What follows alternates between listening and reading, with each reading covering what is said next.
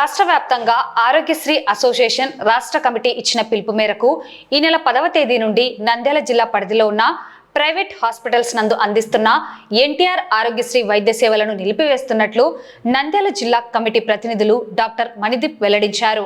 ఈ మేరకు private hospitals యాజమాన్యం ఎదుర్కొంటున్న సమస్యలను తెలియజేస్తూ ప్రభుత్వం పరిష్కరించాలని కోరుతూ రాష్ట్ర మంత్రి ఎన్ఎండి ఫరూక్ కు వినతి పత్రం వైద్యుల బృందం అందజేయడం జరిగింది. ఈ కార్యక్రమంలో నంద్యాల జిల్లా పరిధిలో ఎన్టీఆర్ ఆరోగ్యశ్రీ వైద్య సేవలను అందిస్తున్న వైద్యులు doctor Madhusudan Rao, doctor Bhargavardhan Reddy, doctor Somasekhar Reddy, doctor Gelivi Siddhartha తదితర వైద్యులు హాజరయ్యారు.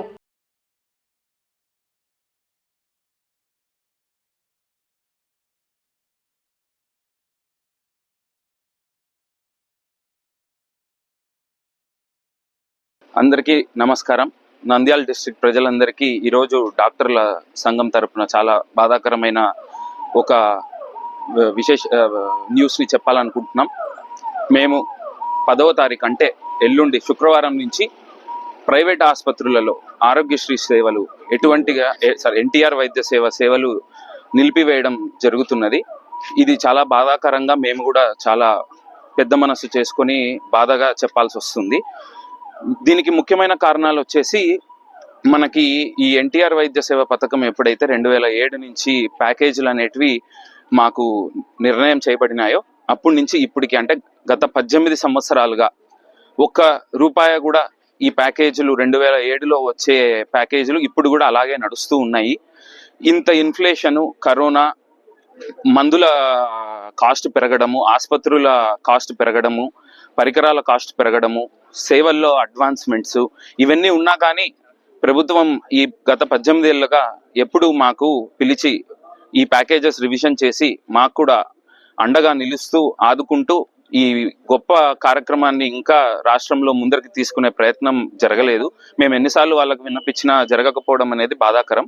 రెండవది, ఇప్పుడు ఈ ఎన్టీఆర్ వైద్య సేవ అనేది తీసేసి యూనివర్సల్ హెల్త్ స్కీమ్ అనే ఒక కొత్త స్కీమ్ ని తీసుకొని వస్తున్నారు. దీనిలో మా ప్రమేయం ఎటువంటిది లేదు. ప్రభుత్వాన్ని మేము విన్నపిస్తున్నాము, మమ్మల్ని కూడా ఈ స్కీమ్ లో యొక్క ప్రోస్ అండ్ కాన్స్ అంటే అడుపుదోట్లు ఎలా ఉంటాయి మాతో ఒకసారి డిస్కస్ చేసి దీన్ని ముందరకు తీసుకొస్తే బాగుంటుందన్న ఇంకొక విన్నపం. మూడవది, బకాయిలు. గత సంవత్సరంగా ఎన్టీఆర్ వైద్య సేవలు నిర్వహిస్తున్నా గత సంవత్సరంగా ఆల్మోస్ట్ 2700 కోట్ల దాకా రాష్ట్రమంతా ప్రైవేట్ ఆసుపత్రులకు మాత్రమే, ప్రభుత్వ ఆసుపత్రులు చెప్పట్లేదు, ప్రైవేట్ ఆసుపత్రులకు 2700 కోట్లు బకాయిలు ఉండడము, సంవత్సరంగా మేము ఈ ఆరోగ్యశ్రీ సేవలని నిలిపివేయకుండా ఇన్ని రోజుల నుంచి కూడా మేము కొనసాగిస్తున్నాం. కానీ ఇంకా మేము కూడా భారం ఎక్కువ అయిపోతా ఉంది. అందుకు ఈ కష్టమైన నష్టమైన కొద్దిగా ఈ నిర్ణయానికి ఆరోగ్యశ్రీ హాస్పిటల్ అసోసియేషన్ అంటే ఆశా అని అంటారు, అది రాష్ట్ర వ్యాప్తంగా సెంట్రల్ కమిటీ విజయవాడ నుంచి 10వ తారీఖు నుంచి రాష్ట్రం అంతా స్ట్రైక్ చేయాలని డిసైడ్ అయ్యాం. ఇంకా చాలా పాయింట్స్ ఉన్నాయి, బట్ ముఖ్యమైన 3 పాయింట్లు ఇవే.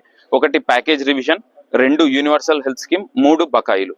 సో ప్రజలందరికీ 10వ తారీఖు నుండి ఆరోగ్యశ్రీ సేవలు ప్రైవేట్ ఆసుపత్రుల్లో నిలిపివేయబడుతున్నాయని విన్నపిస్తున్నాం. దీనికి మేమందరం కూడా చాలా సంకోచిస్తున్నాం. ఆంధ్రప్రదేశ్ స్పెషాలిటీ హాస్పిటల్ అసోసియేషన్ తరపున ఒక బాధాకరమైన వార్త చెప్పవలసి వస్తుంది.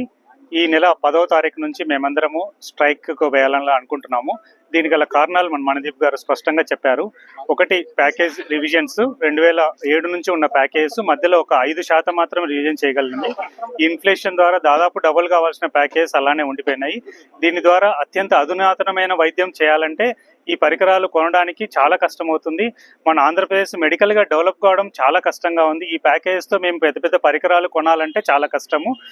కాబట్టి చాలా పెద్ద పెద్ద కేసులన్నీ కూడా హైదరాబాదు అలాంటి నగరాలకు వెళ్ళి అక్కడ పే చేస్తున్నారు. కానీ మనము డెవలప్ కావాలంటే, మన ఆంధ్రప్రదేశ్ స్వతహాగా డెవలప్ కావాలంటే ఈ ఉన్న ప్యాకేజెస్ వలన చాలా కష్టము. ఎందుకంటే చాలా సైట్ రేట్లు పెరిగిపోయినాయి, కన్స్ట్రక్షన్ కాస్ట్ పెరిగిపోయింది, ఎంప్లాయీస్ శాలరీలు పెరిగిపోయినాయి, ఎక్విప్మెంట్ కాస్ట్లు కూడా పెరిగిపోయినాయి. కాబట్టి మనకు ప్యాకేజ్ రివిజన్ చేయకపోతే కనుక ఆంధ్రప్రదేశ్ మెడికల్గా ఇంతకంటే డెవలప్ కావాలంటే చాలా కష్టము.